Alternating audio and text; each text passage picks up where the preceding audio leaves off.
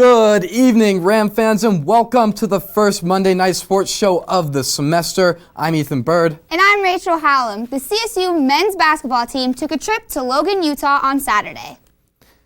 The game will start off with Sam Merrill bringing the ball up for the Utah State Aggies. He's going to hit that shake and bake, nice step back three, very Luka Doncic-like from last year's Mountain West Player of the Year. He's going to bring it up again. Bet you can't guess what's going to happen next. He's going to open up the game with 2 straight threes.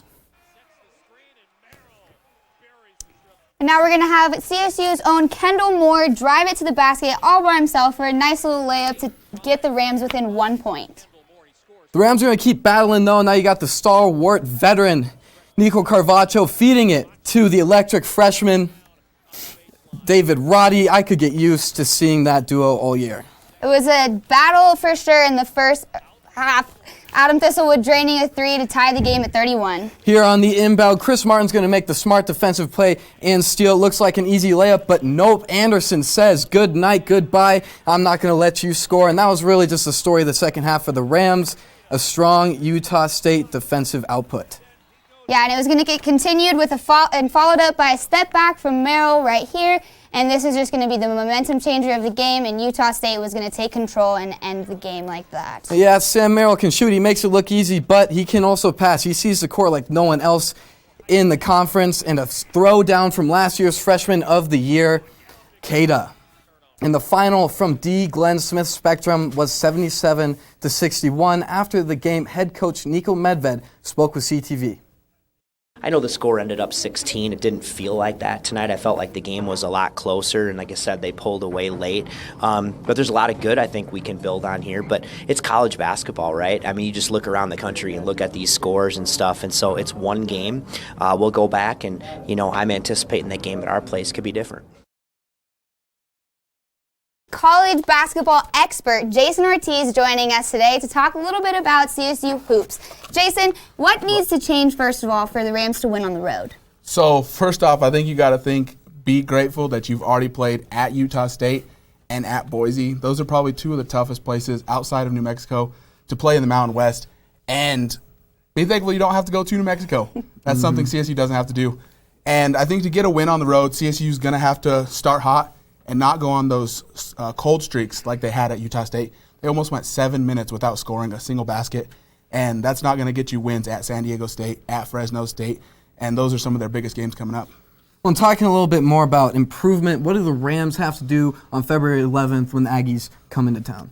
Yeah, and you got to say you got to try and stop Sam Merrill. It's more of just trying to slow down Sam Merrill. Last year, Sam Merrill came in, and he started off really cold, and that's how the Rams got to overtime with them last year. I think it's going to play key on that and not letting Keita just stand in the paint. You got to get him moving, and that's something that CSU didn't do at Utah State. They let Roddy get doubled every single time, and unfortunately that's what happened. The Bigs are going to have to get a lot more physical against Utah State. I do agree with you on that one.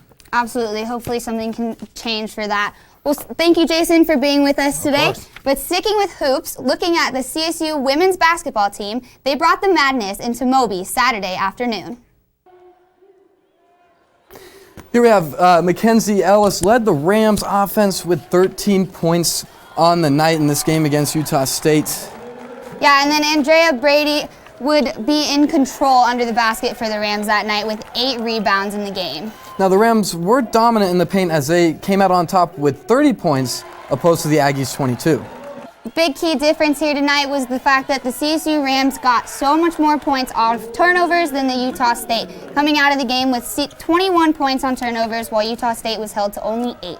However, the Rams did not have much off of the bench, getting outscored 9-16. Now the Rams would squeak by in a 56-55 victory in the final possession of the game against the Aggies. See, this is a huge win for Colorado State. Finally, they're 11-10 now, finally getting to above 500, especially after a really, really hard season last year. It's just so much easier for a team to win and play hard. Their mentality is much better when they're above 500. Absolutely, and it was great to see that they could control that game and get to the end and get it in that final possession and it was just a great win for them, especially, like you say, after that tough loss at Fresno State. Absolutely. Well, Rams, we are going to take a quick break, but when we come back, Hunter Fillmore will be here with Hunter's Hotspot. Hunter, what's coming up next? Well, Ethan and Rachel, the CSU men's basketball team has had a big game against Nevada on Wednesday. I'll have all the players that you need to look out for. Oh, did you see that? Whoa, we scored? Yeah, we scored going to the playoffs. I can't believe I missed that. Every time I'm buzzed, I spend too much time on my phone. What? I should take your phone away. No. I'll call for a ride. Hey, why does my face look like that? I'm playing with these new face filters. Okay, you know what? Yep, that's mine. I'm gonna need that back. No. Kevin! Hello and welcome back to Hunter's Hotspot. I'm Hunter Fillmore, and this week we will be taking a look at the CSU men's basketball team. The Rams will be taking on the Mountain West opponent Nevada on Wednesday. The Wolfpack is 6-3 in conference play and will be another competitive matchup for this Rams team. Junior Jalen Harris leads the scoring for the Wolfpack with an average of 18.9 points per game. He will be one of the main focuses for the Rams defense going into the matchup on Wednesday. However, the Rams have had their 5-game win streak snapped by Utah State and plan to get back in that win column. How will they do so? Well, the Rams currently sit at 4th in the Mountain West while the Wolfpack sits at 2nd. That means that if the Rams get this win, they will be in much better position to continue that climb to the top of the Mountain West. The last time these teams played, the Wolfpack came out on top. Field goal percentage, however, has been the key factor for the Rams. They have only lost 2 games this season where they are shooting above 40%. The Rams had a field goal percentage of only 36.8 in their last matchup against Nevada, but have had an improvement with the help of true freshman David Roddy. And that is exactly who I want to talk about. In his past 3 games, Roddy has averaged 50.3 field goal percentage, as well as 16 points and 6 assists. This true freshman looks like he could be on the football field, but can knock down the jumper like the guard that he is. Roddy works hard on both ends of the floor. As we can see here, he is the one who forces the turnover here as they kick it out to the wing, and then they will work it down low right here to Carvacho, and Carvacho over to Roddy again to finish the play with the dunk. Well, that's exactly what this Rams team is going to need to do when they play, and that's the best thing that they need to do. Well, the Rams, that's all I have for you this week, but don't go anywhere because Ethan and Rachel will be back on desk. What's coming up? What do you two have coming up? Well, new football head coach Adazio has been putting in work over break. We will let you know the new recruits. Plus, 2 Rams have received huge honors. I'll tell you who next. Patriotism. It inspires passionate debate. It's worn like a badge of honor with good reason, because it means love and devotion for one's country. But what really makes up this country of ours? It's the people. To love America is to love all Americans. This year, patriotism shouldn't just be about pride of country. It should be about love. Love beyond age, sexuality, disability, race, religion, and other labels. Because love has no labels.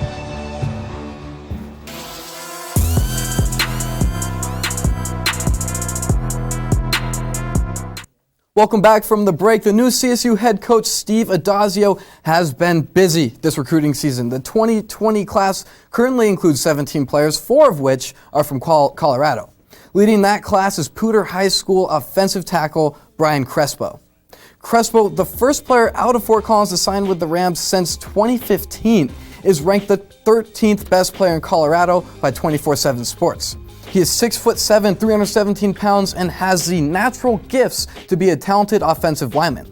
And most recently, Adazio bagged a commitment from pro-style quarterback Jackson Muschamp out of Columbia, South Carolina. Muschamp is the 97th ranked pro quarterback in the country and is the son of South Carolina Gamecocks coach Will Muschamp. Jackson threw for more than 2,000 yards and 29 touchdowns in his senior season. For only being in Colorado for a short time, Adazio is quickly starting to build his team. Volleyball season has come and gone, but one player is still serving up some fire accomplishments. Senior setter Katie Oleksak was just named by Sportswomen of Colorado as the Collegiate Volleyball Player of the Year. After her incredible career with the Rams, being named 3-time Mountain West Player of the Year, 4-time AVCA Honorable Mention All-American, and becoming CSU's all-time leader in assists with 5,083 assists, it's no wonder the star performer received such an award. The Rams were prominent on Sportswomen of Colorado's Best Collegiate Athletes list this year, as junior swimmer Maddie Ward was also selected as Swimmer of the Year. Ward herself had quite the record-breaking season. In her 2018-2019 season, Ward broke school records in both the 100 and 200 breaststrokes and the 200 individual medley. While accompanied by Tanisha Thomas, Julia Box, and Christina Friedrich, Ward was also a part of breaking the school's relay record. The Rams only have a few more events left in the year, but Ward is making quite a splash so far this season. Sportswomen of Colorado will be recognizing the two athletes for their outstanding achievements on Sunday, March 15th at the 46th Annual Award Celebration and Fundraiser Banquet. It's just so special that these women who have competed at CSU for so long are being honored like this. It really makes you proud to be a CSU Ram. Absolutely, especially with Katie Oleksak. Now that she's leaving CSU, it's great that she can leave such a legacy behind. Absolutely. Well, don't go anywhere, because coming up next, Ellison Hubbard has the top 5 plays of the week. Ellison, what do we have to look out for? Well, Camden Rams surprisingly had fans out there at their seats at the CSU women's basketball game on Saturday. Check out his awesome shot on Hubbard's Huddle coming up next. Hey, Bobo, do trees tell each other stories? I'm sorry. I'm afraid I don't know that. Hey, why don't we go find out? Listen. Do clouds take naps? I couldn't tell you. Dad, do stars visit their friends? Look!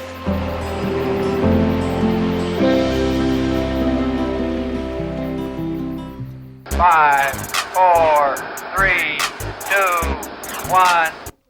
Good evening, Rams. Welcome to the first ever Hubbard's Huddle.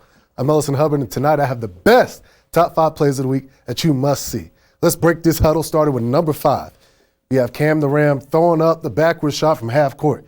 It's hard for anyone to make a half court shot, but for a mascot to make a backwards half court shot makes it top 5. Going into number 4, Zion Williamson and the Pelicans versus the Denver Nuggets. Beasley drives in. Zion flies in the air and sends that shot to stands. I hope those fans had their heads up because that ball was coming in hot. Coming in at number 3, we have the Pro Bowl. The AFC has the ball. Deshaun Washington throws the interception. Harrison runs down the field. And the big man, Fletcher Cox, gets the ball, takes it 61 yards down the field. I wish I could do that. But he's still going. Stiff Harmon, touchdown. Going in at number 2, we have a high school game. We have 2 high schools facing off, in which one high schooler makes a ridiculous shot from out of bounds. Look at him save the shot, throw it in, swish. Look at that. How in the world can you do that? And at number 1, here we are, Kobe, paying a tribute to the man who died just the other day. Describes the pain the world has from Kobe's death. He was a legend, an inspiration, an icon. The name you will never forget, Kobe Bryant. Let's listen to the crowd here at Staples as Kobe comes to the line perhaps for the last time. What a finale for Kobe Bryant. And a minute 30, Bryant from 14 has 53. Unbelievable stuff tonight. You're getting excited with this 50 business, all right? But the people are smelling it. Bryant for 3. Go! The Lakers down 1. Will Kobe give them one last gamer? Bryant on the move, with the jumper. He got it! 58 points! And the Lakers lead! He has scored the Lakers 17 straight points to put them on top. And 60 points and a win. And Bryant will leave here. Kobe Bryant will leave the NBA floor. So touching to look back at that. But this concludes Hubbard's Huddle. Coming up next, Ethan, Rachel, Hunter, and I will be on the desk for the first week of Down in the DMs. Plus, we take a moment of silence for Kobe and the other lives that were lost on Sunday. So don't go anywhere, Rams.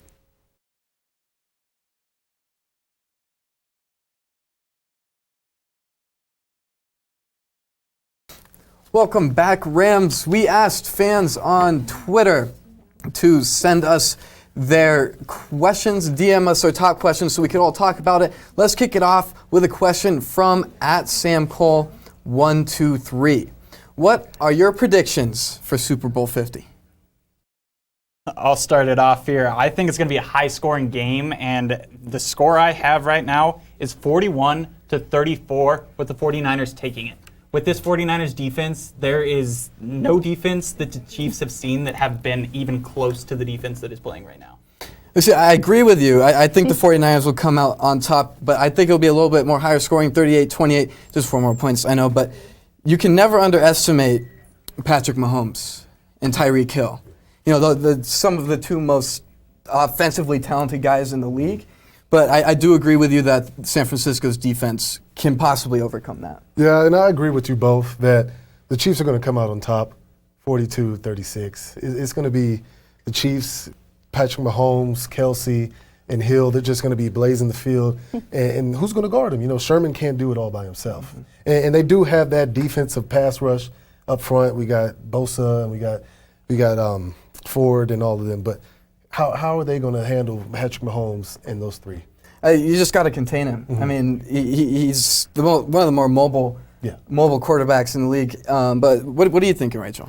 I mean, we're all kind of in agreement here that San Francisco is going to be taking this one. But I think I'm going to go with a little lower of a score with 35-28. Still San Francisco on top. I think it's going to be a shootout, really, like we kind of talk about, just touchdown after touchdown. But, I mean, you talk about how Sherman can't do it all by himself, and I agree with that. But Bosa is doing incredible. I mean, it's only his rookie season, and he's putting up numbers that we haven't seen in so long. And I just think that he's finally, taking control of his defensive line, and he's becoming such a strong leader in this moment that, I don't know, we'll see. I think that, honestly, San Francisco's defense might kick it up a notch and might control the deadly offense that the Chiefs have. Well, I think another big thing for me, I kind of went with a little homer pick because of Emmanuel Sanders. It was heartbreaking watching him leave Colorado. I mean, he was one of my heroes, one of my favorite guys to watch. Yeah. But I think what's going to make up for it is watching him win a Super Bowl, and I think that's what makes it really special for me. Yeah, we want him to win a Super Bowl. But like I said, but you got a powerhouse right there. And yeah, you look at the Titans game. The Titans were giving them some work, and you were looking at the Texans when they were up 24-0. And that might happen. 49ers might go up. But, you know, the Chiefs scored 51 points, man. Come on. That is going to be consistent. You're talking about this 49ers offense, and their run game has really come into itself once they've gotten into the playoffs. So I think that run game is going to balance out that passing game a little bit more than the Titans or the other teams that they've faced in the playoffs. So I think this offense with Jimmy Garoppolo and their run game is going to be tougher than most people are expecting. Yeah, Jimmy Garoppolo is a great quarterback, but he's also not been putting up the numbers that he consistently was putting up in the regular season. I mean, like you say, their running backs were just killing the game out there in their last game. And Kittle is usually a star performer for their offense, but now he's just more on the blocking side, and I think that that's a huge asset for them. Yeah, and there's been that argument whether Kittle or Kelsey is the better tight end, and both can do the job, and both are good at what they do, but Kittle has that blocking that I think puts him ahead and what makes this run game so much better. Well, we're going to move on to our second question, which comes from @Alex Rios, and he asks, we kind of touched on it a little bit, what impact will Kobe's death have on the basketball sports community? I believe Kobe has an impact on the whole world. And yes, sports is huge, because for a football player, it hurts me and it hurts my team that, you know, you watch Kobe growing up for a decade and so on, and you're just like, wow, this man was scoring 81 points. He was taking out teams like he was by himself. And now he dies in a horrible crash with his daughter. And for all the fathers out there, they're like, wow, you wish you had a daughter. Or when you have a daughter, you don't want them to die with you. You would have to save them. And so regardless of the fact, Kobe had that mentality that we all look up to, and we're going to carry that on. Any sport. any level, that Mamba mentality. Well, Rachel, you grew up in California, so you've got kind of a hometown connection to Kobe. How did this kind of hit you? Well, it was a huge shock at first. I honestly didn't think any of it was real. But once it kind of set in, it was heartbreaking. It was so devastating to hear about this. Like you say, growing up in Southern California, this is who I watched. Kobe was the man. I loved him. I wanted to be him in some aspects. I mean, my dad would even nickname me Kobe on soccer fields all the time, and it was just so great to hear that name just being yelled in my direction. Like, it's so great to be compared to somebody like that. I mean, I might not have ever gotten to that point, but it felt so good to be compared to them. And I've always been a Lakers fan just because of Kobe. I mean, he's the one that I've watched my entire life, so now that he's just gone, it's awful. Yeah, it's just, I think, like Ellison talked about, it's the world that is impacted with this. He has done so much outside of the game of basketball, and I think that's the biggest impact is how people who didn't even watch the sport are talking about him. And he is one of the biggest legends in basketball to die at such a young age. I think he may be the youngest. Yeah, I think where we can all bring it together is what's so special about Kobe is how he transcended sports to just something you could relate to in everyday life. The Mamba mentality isn't just something that you take into when you play sports. Of course, that's something that we all look up to, but I mean, even in our careers and what we do, you have the Mamba mentality. You love what you do and you do it as hard as you can. And I think that Kobe brought that not just to the NBA community and the sports community, but even, like you said, people who didn't watch sports and were that invested into sports. I don't know anybody who hasn't yelled Kobe and thrown something into a trash can or whatever. And it's absolutely heartbreaking as, those of us that work in the sports community to lose such an icon and someone that we could all relate to and love so much. I mean, sometimes it was hard to love him when he was tearing up my Nuggets, but those are memories that I can now look back on with a smile. I think my favorite part about his Mamba mentality was his idea of taking care of his family. His daughters were the most important thing to him. I mean, you talk about Gigi, she was already going to be a fantastic basketball player, and she took after her dad in every aspect of it. And his family was just a well-knit family. And I mean, they talk about how there was that interview where the only reason he would be taking helicopters was so that he could be with his family after practices. I mean, basketball is going to take up so much of your time, but that's what he dedicated his whole life to, that you couldn't just cut that time out of your life. And now that he had all these kids and his wife that he needed to be with, he would start taking helicopter rides so that he could be in practice and then immediately go pick his kids up from school. And I think that was honestly my favorite part about Mamba mentality and Kobe in general. Yeah. Well, I have just seen so many NBA players, NFL players that have been impacted by this death. I think that they should put his logo somewhere on that court or something. That is an amazing man that made a huge impact on that NBA and NFL league. So absolutely. And I mean, there's other players that he was competing against for his whole career, and they still look up to him. And I think that's awesome. These people that you kind of have a little bit of a hatred for just because they're on the opposing team and you're constantly having to battle with them all the time. But the fact that he was on a different team and still making an impact to those people's lives and even their outside lives from basketball, that's just an incredible aspect of Kobe's career. Well, Rams, that is all we have for you tonight. Be sure to follow us on Twitter at sports_CTV and tune back in tomorrow for more news from the people you know and see Brendan Fairbairn and Erica Johnson talking about a standout player on Doing It All. And as we close out our show tonight, we've talked about the death of Kobe, and now it's time to recognize the others as we go into a 24-second moment of silence. We're going to name everybody that we lost in that crash. Kobe Bryant. Gianna Bryant. John Altobelli. Carrie Altobelli. Alyssa Altobelli. Sarah Chester. Peyton Chester. R.A. Zobanian. And Christiana Mauser. Our thoughts and prayers are with the family members of those who passed, as well as the sports community.